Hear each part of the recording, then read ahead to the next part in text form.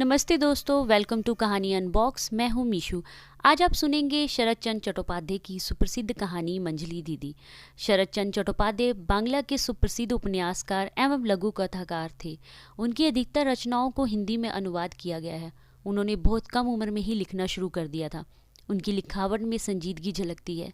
उनकी अधिकांश रचनाओं में गाँव के लोगों की जीवन शैली, उनके संघर्ष एवं उनके द्वारा झेले गए संकटों का वर्णन है। मंजली दीदी एक ऐसी स्नेह में नारी की कहानी है जो अपनी जेठानी के अनाथ सौतेले भाई को अपने बेटे के समान प्यार करने लगती है, यहाँ तक कि उसे अपनी जेठानी और जेठ आदि के अत्याचारों से बचाने के लिए अपने पति को छोड़ने को तैयार हो जाती है।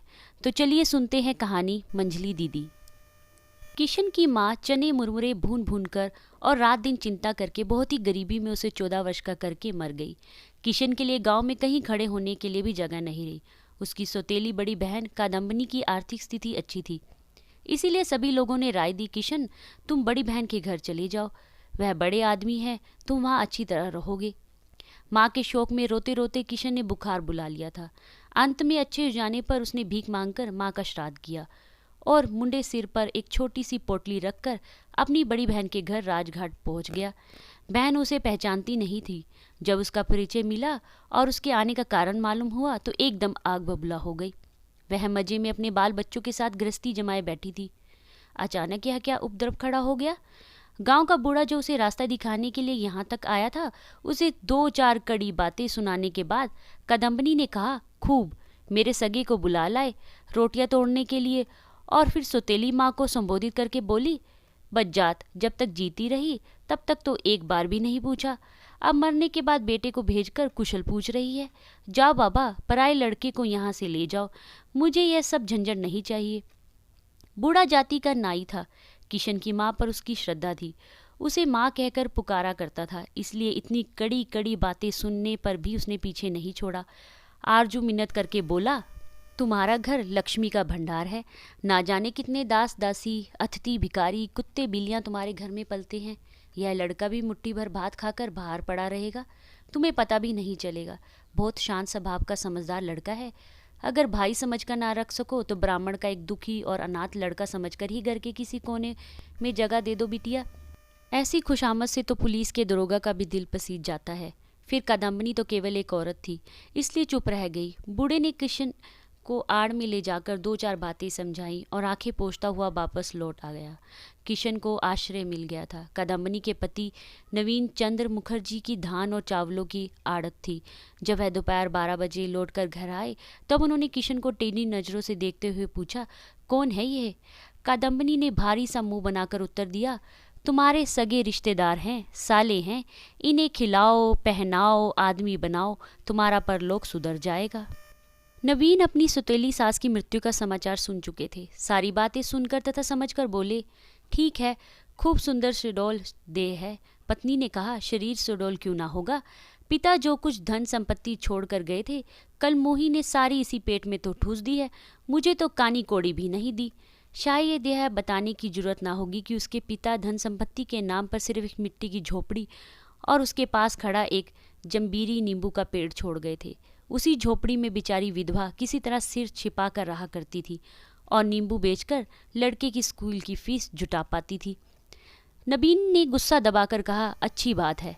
कादम्बनी ने कहा, अच्छी नहीं तो क्या बुरी बात है, तुम्हारे बड़े रिश्तेदार ठहरे, उसी तरह रखना पड़ेगा। इसके रहते मेरे पांचों गोपाल के भाग्य में 1 जून भी खाने को जुट जाए तो यही बहुत है, नहीं तो देश भर में बदनामी जो फैल जाएगी।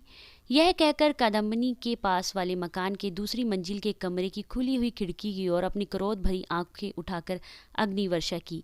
यह मकान उसकी मंझली देवरानी हिमांगिनी का था। उधर बरामदे में एक किनारे सिर नीचे किए बैठा किशन लज्जा के मारे मरा जा रहा था। भंडार घर में जाकर कादम्बनी नारियल की भरेटी से थोड़ा सा तेल निकाल लाई और किशन के पास रखकर बोली, अब झूठे मूठे टेसवे बहाने की जरूरत नहीं, जाओ ताल में नहा आओ, तुम्हें तेल फुलेले लगाने की आदत तो नहीं है। इसके बाद उसने जरा ऊंची आवाज में अपने पति से कहा, तुम नहाने जाओ तो इन बाबू साहब को भी लेते जाना, कहीं डूब डाब गए तो घर भर के हाथों में रस्सी बढ़ जाएगी।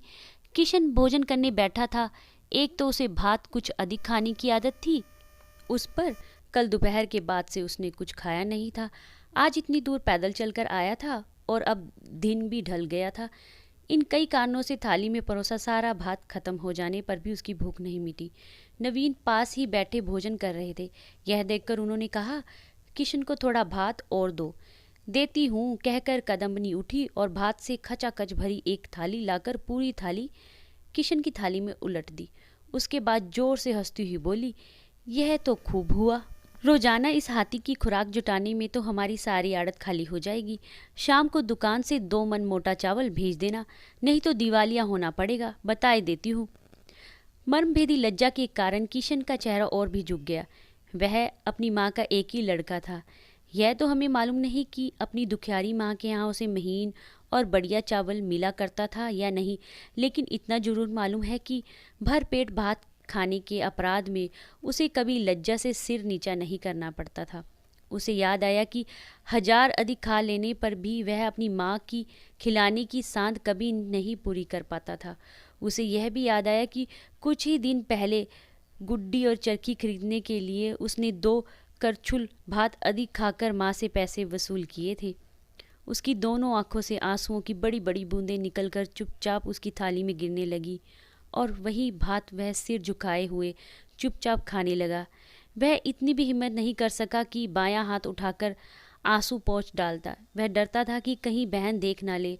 अभी थोड़ी देर पहले ही वह झूठ मूठ टेसुए बहाने के अपराध में झिड़की खा चुका था और उस झिड़की ने उसे इतने दारुण मात्र शोक की गर्दन भी दबा दी थी। कहानी के पहले भाग का अंत मैं यही करती हूँ। आशा है कि कहानी आपको अच्छी लगी होगी। कहानी के अगले भाग के साथ जल्द ही मिलते हैं। कहानी सुनने के लिए धन्यवाद।